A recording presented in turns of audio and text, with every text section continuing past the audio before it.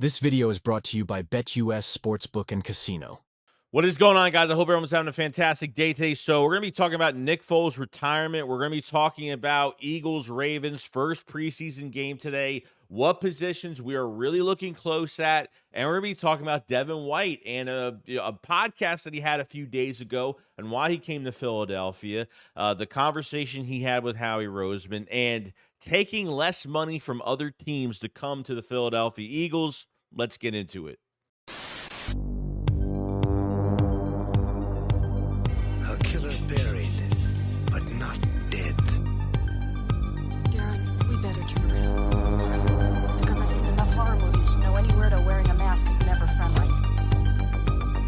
Yo, what's going on, guys? I hope everyone's having a fantastic day today. And today is the day. It is finally here.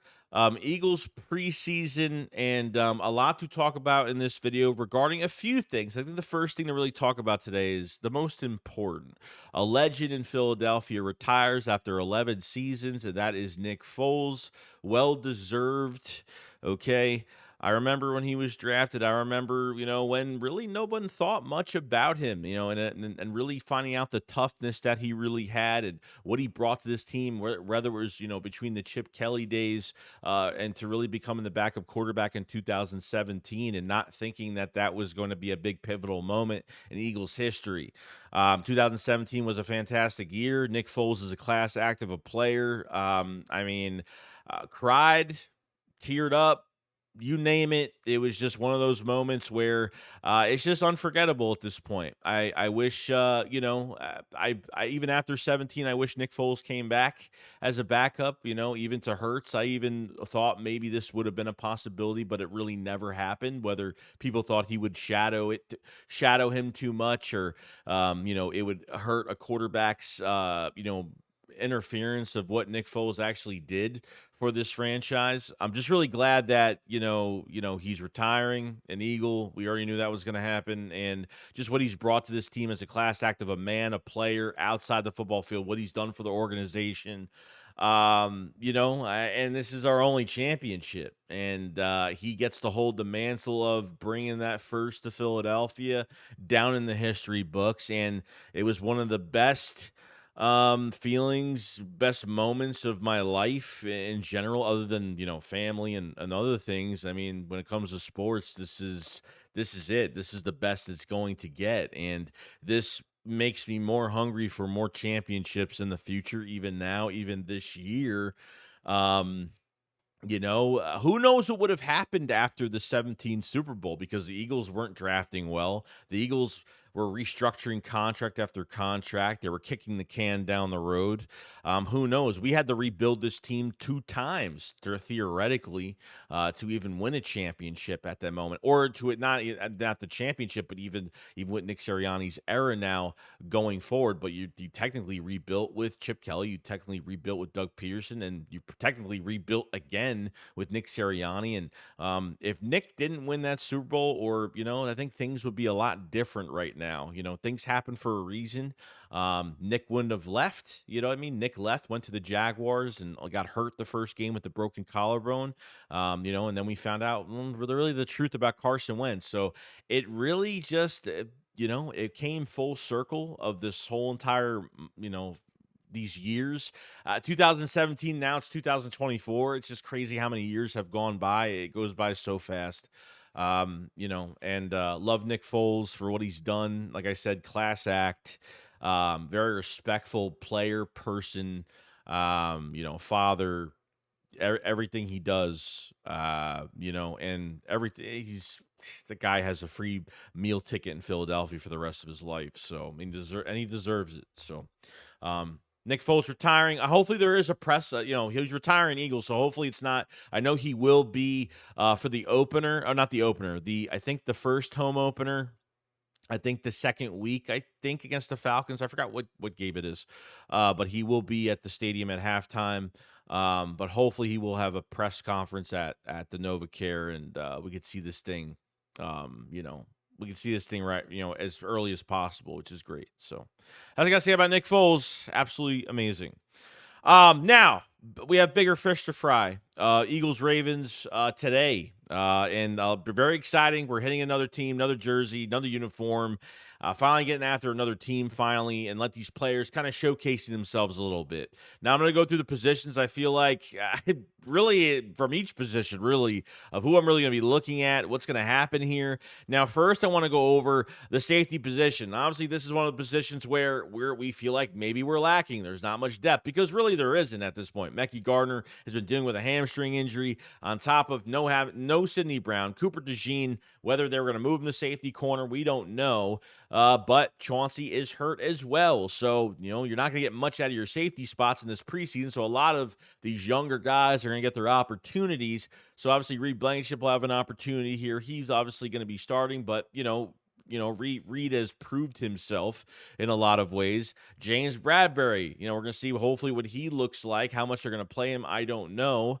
But Chauncey's got to stay healthy. The one thing I can't stand is that if you get hurt, okay, you get hurt at a position, one injury literally just makes that one position weak. And I can't stand that. I can't stand when there's no depth at a certain position. I know we can't be perfect. I know all positions can't be perfect all the time, but at least you got to have three capable. And I think as of right now, and I'm sorry to say, that's why the Eagles haven't jumped on Justin Simmons yet. Justin Simmons is apparently has already visited the Saints already. We don't know what happened yet with that situation, but it just sounds like they passed up on him, and it sounds like they really want to keep Bradbury as that number 3 safety if that's where they want to keep him there. Chauncey will be back, so they're not worried about him not coming back, but he's got to stay healthy, otherwise Bradbury will have to play. But hearing in practice, training camp wise, Bradbury has played really well. I know I've been going back and forth on this situation, but it seems like if the Justin Simmons thing is really off the table at this point, they really want to keep Bradbury and feel like he has value. If he can transition from corner to safety, then a great thing there. So very up in the air. There's not much at safety. Maybe they'll take some of these maybe a corner or two, and maybe put him at safety, cross train him more. I don't know. Maybe just throw him at safety in the preseason game to see what he's got. I don't know. I mean, there's really the depth is bad. It's with Chauncey out and everybody else. There's really nothing there right now. But by the start of the season, it could be Chauncey Reed, and obviously James Bradbury is your number 3. So, we'll see what happens in the near future with that. Linebacker, obviously the big, probably one of the biggest weaknesses on this team as of right now. I'm not saying that it's a pure weakness out of insight. I'm saying as when it comes to the future, I think it's a weakness because you don't know what's going to happen after this year. Okay. Nakobe Dean and Jeremiah Trotter Jr. are the only 2 linebackers on this roster right now that have multiple year deals. I want to see Ben Van Simmeren because he has made some plays in camp. He is a freak athlete, just needs to know a little bit more terminology, be a little bit smarter with his tackling. So I like Ben Van Simmeren. I want one of these 3 guys between Ben Van Simmeren, Trotter Jr., Nakobe Dean to really do something. Nakobe Dean hasn't really looked that great since that open practice where he really embarrassed himself. Now, he has done well, stuffing the run, getting after the quarterback the last few days. But the one flaw that has been his flaw is his coverage. And it's still bad. Even the other day, 2 days ago, Brandon Lee Gowton was talking about, Nakobe Dean can get after the quarterback, can make some tackles and do some things. Thank God, because that angle on Kenneth Gainwell at the open practice was just pathetic at that point. But pretty much saying, his coverage is just so lacking right now. And it concerns me a little bit. But with Devin White, Zach Bond, those have been really for 9 to 10 days straight. They have been pretty much your starting linebackers. Besides the open practice that Nakobe Dean started with the first team, I want to give all these guys an opportunity, but obviously I want to see the younger guys more than Devin White and Zach Bond, just because I know that they're going to play really well. Zach Bond has been mostly your coverage guy, your best coverage guy. Devin White, I think, as balanced as he is, has been your overall best linebacker. We're going to be talking about him later in this video as well. But linebacker needs work. Trotter Jr., Nakobe Dean, I want to see some step up. I want to see something. What do they look like on game day? Especially Trotter Jr. Very excited, rooting for the kid very much. Cornerback, yes. I mean, this is the luxury we have. Man, so deep at this position. And this is without Sidney Brown, without Cooper DeJean as of right now. This just adds more to the pot and stir it up and just enjoy ourselves. So, we're going to see, obviously, we'll see the Darius Slay on one side, Isaiah Rodgers on the number 2, because he has started, like 8 to 10 days. I forgot how many days. He's in full pads. He has been like mostly the number 2 guy. You have a legit starter in him and a kick returner as well. Quinyon Mitchell on the inside. I want to see Eli Ricks. I want to see Keely Ringo at the number 2 spot. And obviously, once Slay is not going to play for long, probably barely even a few snaps at this point. So you will see a lot more of these cornerbacks. You'll see Rodgers at 1, probably Keely at 2. So with Slay out of the mix during these preseason games, you'll see a lot of these guys switching up, and Quinyon will play inside, outside. So there's so many combinations they could do. Not only that, but with Slay out of the picture from not playing a whole preseason game, this gives you a little leeway to see, you know what? Let's see what we have. If we didn't have Slay, what would this look like going into the 25 season? Because Slay will not be here after this year. So to give a little small glimpse of what the secondary could look like. We are young. The youth movement is alive, and corner is endlessly, just the endless possibilities are there for us, and can't wait to see more from this quarter group going forward. But you obviously want to see your first round pick in Quinyon Mitchell do really well, and that's who I'm really rooting for, and the rest of the young guys. And obviously Isaiah Rodgers kind of leading the pack at this point. Defensive line is a whole nother position, okay? Because I think this is the first year where we're not saying, look at all the depth and look at the rotation. We're not saying that this year with the defensive line. The defensive line looks lackluster because edge rusher, get rid of Hassan Reddick, putting a lot of faith into a lot of uncertainty, and Nolan Smith that didn't produce last year. Not his fault. Jalix Hunt, 3rd-round pick, the big mystery of this draft that we just had, and I want to see these guys work. Okay, I want to see Jordan Davis play a little bit too, because I want to see all the good shape that he's in. Everybody's saying these great things about him, and it seems like he has been having a monster camp this year. 3rd year. He's really got to produce, because this will tell the Eagles if they're going to at least extend him within, at the end of this year or whatever. We'll find out what happens. Jordan Davis at the nose tackle. Obviously, Jalen Carter should be having an all-pro year this year. Not really worried about him too much, but with Jordan Davis and the rest of them, Milton Williams having a monster camp. And Maro Jomo is really, his stock has been going up like crazy. The amount of pressures he's been getting. Just imagine a 7th-round pick in the rotation really doing that much damage, being disruptive. I'm just so excited for this defensive line. I really am. There's a lot of questions, but sometimes those questions become excitement at the end of the day. So I really do like that. I feel proud of it, and I think it's going to be great. So excited to see what happens with that defensive line going forward. Not a lot of depth there, but obviously with Vic Fangio and what he's done defensively with his defensive line with Miami last year, top 10 in quarterback hits, top 3 in pressures with Miami last year. So pretty damn good. Can't wait to see more. Now, wide receiver 3, Paris Campbell is out of the mix right now. So he is hurt, hamstring, or what is it, groin injury? It was a groin injury. So you're going to see a lot more opportunity. This is where, the Eagles, even Howie Roseman said this before training camp even started. He said, what the position we're looking at every day is going to be wide receiver 3. Yeah, because this is really important. We have underutilized that position because we haven't really got a good talent at that position, okay? Quez Watkins, could not rely on him in the big moments. And Olamide Zaccheaus never really had an opportunity, so I really can't put him as down bad, really, at this point. But now, John Ross having a solid camp. Johnny Wilson has really, since Paris Campbell's been hurt, Johnny Wilson's been stumbling a little bit better than usual, has been doing fantastic in this offense, playing. He's really the backup to A.J. Brown on the depth chart, but he has been starting at the slot receiver, number three wide receiver as well. So I really like all these guys. Anais Smith, really, if you need a time to shine and put yourself in that mode, this is the time to do it right now, because Anais Smith, I haven't seen him make a catch. I've seen drops. His separation's been there. He's on the 3rd team, I think the 3rd couples team of kickoff returns. Anais Smith needs to see a big jump. I really want to see a big jump from him. And man, if he does nothing, that's going to be just really bad, just really, really bad, to where he hits practice squad by cuts, and then he might, somebody might pick him up People might not. People might not. I don't know. But Johnny Wilson, Johnny Wilson, and obviously, going forward with John Ross and seeing them, him on special teams and what's going on. So wide receiver 3 is going to be crazy. I can't wait to see who they put there first. And it looks like it will be Johnny Wilson at this point. And see what happens going forward. So feel really good about it. Mekhi Becton, the offensive line. We talk about Cam Jurgens.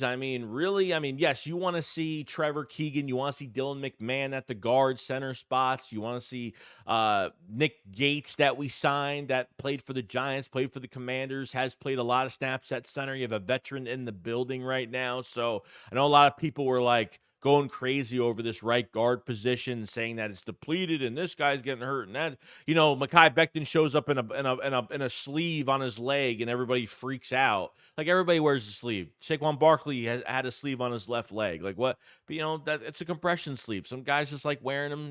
They're hit up a little bit during practice. They get hurt a little bit. Things do happen at times. But Mekhi Becton has really been the starting right guard as of right now, even with Tyler Steen being back for the last few days off injury and back. Mekhi Becton's still been there. I can't even fathom right now that Mekhi Becton is actually in Philadelphia, first round talent. We know it's there, and he's with the best offensive line coach in the league, and look what he's doing. It's been almost automatic every single day with Mekhi Becton. Tyler Steen, I want to see what he can do. And I'm not kicking Tyler Steen off the boat at all. I have a lot of faith in Tyler Steen and what they're going to do with him, because realistically going forward, if Lane Johnson retires in a couple years, Mekhi Becton can go straight to that right tackle position immediately, and Tyler Steen could go at right guard, and you're set for the rest. You know what I mean? So I want to see more from Tyler Steen. I felt like I've seen more from Mekhi Becton and less from Steen so far, because Steen has missed a little bit of camp. You know what I mean? So, but he's back for the most important preseason games, joint practices, all of that great stuff. So I'm excited for all those guys. Cam Jurgens, and obviously how much better he's going to look. We saw what Cam Jurgens looked like even a year ago, even, at least, what he did behind center in the preseason, bulldozing people over. And I heard he's looked really good on some of his pulling out and, getting on his blocks. And Kelsey's worked really hard with him the last couple years. Even, he started at the right guard position. So at least he didn't redshirt last year. That's really was my main concern. But he started all year at right guard last year. So he's had starting capability, and that's great to have, because if he sat out the whole year last year, he really would have to push himself this year to really be in a good situation. Before I go on to the next topic, a word from our sponsors. If I'm the betting man, and I am, and you're rooting for the Philadelphia Eagles, this is the redemption year for Jalen Hurts. This is the year we get the bad taste out of our mouths from last season. If I'm going all in, ride or die with a Super Bowl and bringing that Lombardi trophy back to Philadelphia for a second time, you need to go to BetUS, and I'm not wasting any time with it. I'm putting $500 down as the risk and getting $7,000 back at the end of the year, because this offense is going to be explosive. This defense by Vic Fangio, it's going to be dynamic. New customers for BetUS get 125% deposit bonus on your first 3 deposits. You can't pass it up on the most important season for the Philadelphia Eagles. Click the link in the description below, and I want to thank BetUS for sponsoring this video. All right, guys, so down to the nitty-gritty of what to really talk about here, okay? I think this is really important going forward. We had a podcast, okay? Now, Devin White was a part of this podcast a few days ago. I think it was with Ryan Clark, to talk about really his steps going into free agency, okay? And the conversations that him and Howie did have. Now, Devin White came to Philadelphia for less money. Let's get that straight. I don't know how much more he was trying to get paid anywhere else. But last year with Devin White, this is a 4th, 5th round pick that's been a Pro Bowler, that's won a Super Bowl, that's been the green dot for a defense. Okay? Been the green dot. He's called the plays for a defense. Look at the postseason when Tom Brady was a quarterback in Tampa Bay. I mean, he was fantastic. He was making plays left and right in those playoffs. That whole entire playoffs, he was doing a great job. Okay. Got on the phone with Howie Roseman, pretty much was like, hey, Howie Roseman talked to Devin White and pretty much said, hey, I know you're trying to get yourself back up in this league. Like, take it from me. Like, I had to come back and do a good job and make the right moves. And there was a time where I was down and out, and I totally believe that with Howie Roseman. I don't know if he was talking about when he was put aside for Chip Kelly, when he took the keys to the castle, or was it really the last few years or before the last few years where Andy Weidel and Jeffrey Lurie and everybody else was getting involved in Howie Roseman's drafting process, and everybody was butting heads with Howie Roseman constantly, and he couldn't really get his final say on a lot of things, or he was forced to do certain things that he didn't want to do. So having that conversation with Howie Roseman, he felt as if he can relate to him. But obviously coming to the Philadelphia Eagles, he felt there was a sense of culture, a sense of family. But Devin White laughed at this and said, well, I know they're not good at linebacker. He says, I'm not disrespecting any guys that have been here before at linebacker, but he's like, I know that this is the position they need. Like, they've been needing this position for years. So Devin White completely understands this whole entire situation at linebacker. Okay. He's like, I'm going to come here. I'm going to work. I'm going to do my thing. And, I want to be here long term. I mean, just think about it. Devin White is 26 years old.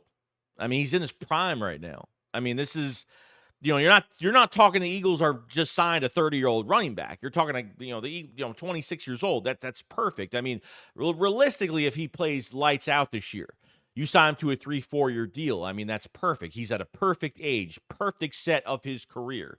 He knows he can get back to what he was, and he says there was a lot of interferences in his career. Okay, he's been wanting out of Tampa Bay the last couple years. He got hurt against the Eagles week 2 or 3 last year against Tampa, whatever week that was. And then he sat out with the injury. Then he was ready to come back, and they didn't let him. He apparently had a really big meltdown with the GM to Tampa Bay. I mean, they would have rather kept Levante David at 33, 34 years old. Well, Levante David, I think, is like the oldest linebacker at this point in the league. I could be wrong, but 33, 34 years old, and they're keeping a 33, 34-year-old linebacker over Devin White. Devin White took that as disrespect. So him and the GM, apparently, from what he said, didn't see eye to eye on. They tried to get another contract done, but you know what? He wants to take his talents elsewhere. I think going to Philadelphia, going to another team in general, for him as a player that's trying to revive his career, I think was the best thing he could have done. Okay. But coming to Philadelphia for less money, knowing, kind of, and really to prove himself. You know what I mean? He wasn't just expecting a big bag. He wasn't expecting a bank truck to roll up and then get into a uniform. I mean, he wanted to really prove himself. So I thought this podcast was really good because, like, I've always wanted to hear the extra information at linebacker because this is one of our weakest positions, guys. The one philosophy the Eagles have kind of rewritten as of right now that we were shocked over was Saquon Barkley comes to the Eagles at $12 million a year, which the Eagles never really do. But at now at linebacker, we don't draft linebackers high. We don't pay linebackers. Getting rid of TJ Edwards is probably one of the biggest mistakes the Eagles have ever made at this point. So lot to figure out here. And I liked what he had to say for the team and to prove himself. He talked about, the weapons all over the place. He talked about the defensive line with Jordan Davis and Jalen Carter and the youth that's around him. And he loves this defensive roster. He wanted to get into a situation. He came here to win a Super Bowl. Okay. Devin White is here to win a Super Bowl and to get paid because of that Super Bowl. Okay. That's what he said, quote unquote. Here for those reasons. And I'm hoping that we can really give it to him. Okay. And for the rest of this team. And finally pay a linebacker. Finally. Because I think Devin White's going to have a monster year. So I thought that information was really cool to really look at, listen to, and felt really happy about that. But other than that, guys, that's pretty much it. Make sure you subscribe to the channel. Make sure you like the video. It does help the channel tremendously. Check out the links in the description for all support, all the great stuff that's down there. And, thank you to BetUS for sponsoring this video. Just remember, 125% bonus on your first 3 deposits up to $2,000. And the payouts are really good, 24-hour payouts. So you're set and ready to go for the betting as it is. So check out BetUS, link in the description for all that great stuff. And guys, let me know what you guys think about the first preseason game. What's the number one position you're looking at, or who you're really excited about? And let me know what you guys think about the Devin White situation, because I feel like, there's a lot of good things to take out of that. And linebacker, I think, is one of the biggest possibilities for next year. And I know we didn't go over tight end for this video, but Grant Calcaterra could be a guy that we're going to be looking for, and obviously CJ Usama, Albert O that we traded for last year, and then we re-signed him again. So hopefully he does something. So other than that, guys, that's pretty much it. You guys enjoy the rest of your day. I'll see you guys on the next one. Shakes, what up? Follow us. Peace out, guys. Peace.